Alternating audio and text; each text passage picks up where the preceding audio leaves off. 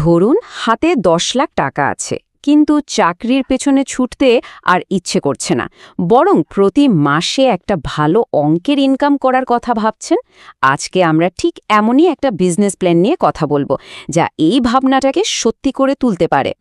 চলুন তো ধাপে ধাপে দেখে নেওয়া যাক কিভাবে এই 10 লাখ টাকাকে একটা সফল ডেইরি ফার্মে বদলে ফেলা যায়।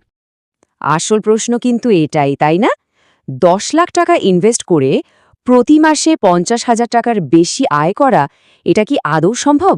চলুন এই পুরো আলোচনায় আমরা এই প্রশ্নটারই উত্তর খুঁজে বের করার চেষ্টা করি। যে কোনো বড় কাজ শুরুই হয় একটা সঠিক সিদ্ধান্ত দিয়ে। তো এই প্ল্যানের ক্ষেত্রে প্রথম আর সবচেয়ে বড় সিদ্ধান্তটা কি হবে?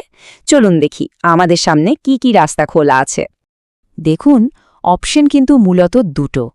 একটা হলো দুধের জন্য ডেইরি ফার্ম করা, আর অন্যটা হলো গরু মোটাতাজাকরণ।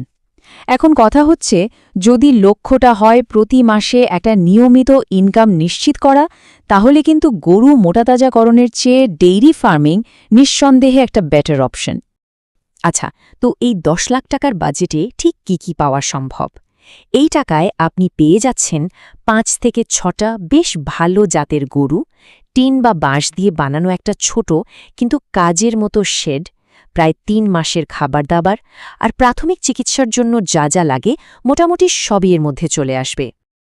এখন সবচেয়ে বড় প্রশ্ন, গরু তো কেনা হবে, কিন্তু কোন জাতের?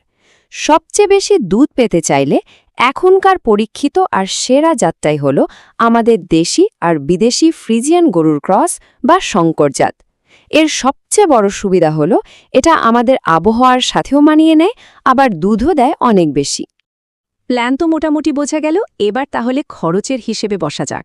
চলুন দেখি এই 10 লাখ টাকা ঠিক কোন খাতে কেমন করে ভাগ হবে, কারণ এই হিসেবটা পরিষ্কার থাকা কিন্তু খুব জরুরি। এই যে চার্টটা দেখছেন, এটা এক নজরে পুরো খরচের ছবিটা পরিষ্কার করে দিচ্ছে। মোট ইনভেস্টমেন্টের সবচেয়ে বড় অংশ, মানে প্রায় 55%ই কিন্তু চলে যাবে গরু কেনার পেছনে। এরপর শেড বানানো, খাবার আর অন্যান্য ছোটখাটো খরচে বাকি টাকাটা ভাগ হয়ে যাবে। আচ্ছা, পার্সেন্টেজ তো দেখা হলো, এবার আসুন আসল টাকার হিসেবে। এই টেবিলটা দেখুন, 5টা ভালো মানের গরু কিনতে খরচ হতে পারে 5 থেকে 6 লাখ টাকা, শেড বানানোর জন্য 1.5 থেকে 2 লাখ, প্রথম 3 মাসের খাবারের জন্য 1 থেকে 1.5 লাখ, আর ধরুন ওষুধপত্র আর অন্যান্য খরচের জন্য আরও 50,000 টাকা। মানে সব মিলিয়ে কিন্তু মোট বিনিয়োগটা 10 লাখের মধ্যেই থাকছে।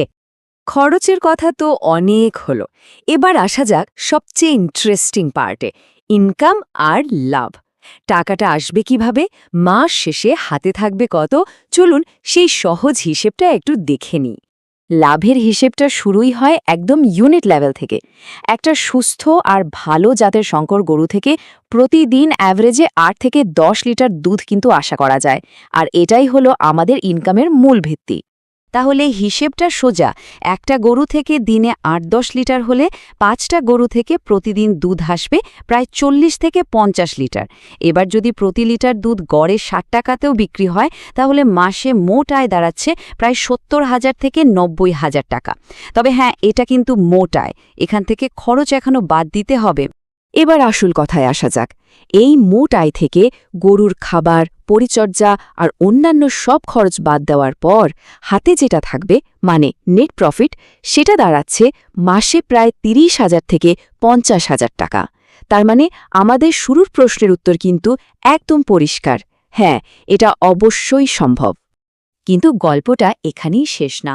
একটা স্মার্ট ব্যবসা মানেই হলো একাধিক ইনকামের রাস্তা খোলা রাখা। আর ডেইরি ফার্মের মজাটাই এখানে শুধু দুধ বিক্রি করেই টাকা আসে না।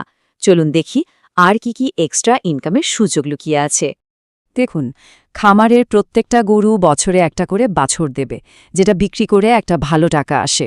গরুর গোবর তো যাকে বলে সোনা, ওটা জৈব সার হিসেবে বিক্রি করা যায়, এমনকি বায়োগ্যাস প্ল্যান্টও বসানো যায়।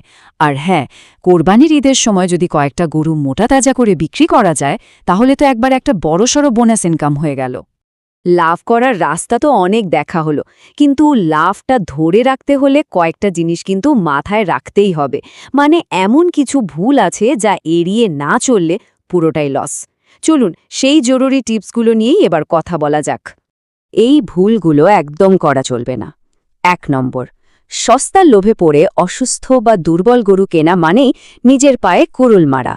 2 নম্বর, নিয়মিত ডাক্তার দেখানোকে খরচ ভাবলে চলবে না, এটা একটা ইনভেস্টমেন্ট।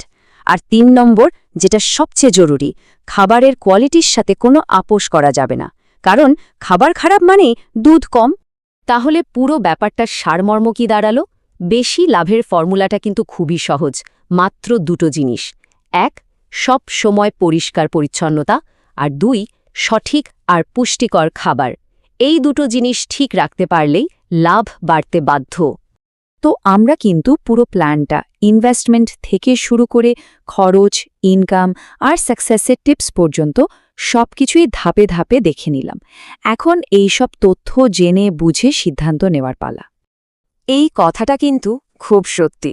যদি ঠিকঠাকভাবে পরিকল্পনা আর পরিশ্রম দিয়ে কাজটা করা যায়, তাহলে একটা গরুর খামার শুধু আর 10টা ব্যবসার মতো থাকে না, এটা হয়ে ওঠে একটা পার্মানেন্ট ইনকাম তৈরির মেশিন।